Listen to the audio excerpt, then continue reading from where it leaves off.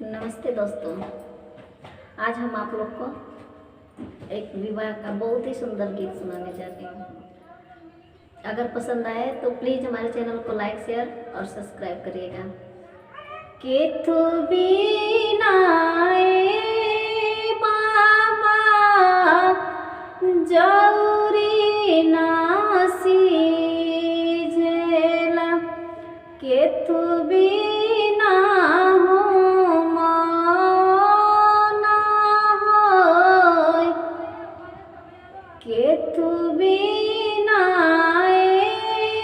बाबा जनमाया कारथ, केथु बीना धर्म न होय,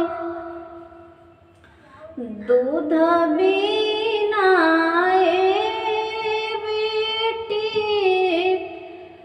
जौरी नासी झेला, घीव बीना होम न होय, घीव बीना होम न होय, बेटा बीना बेटी जनमाया कारथ, बेटी बीना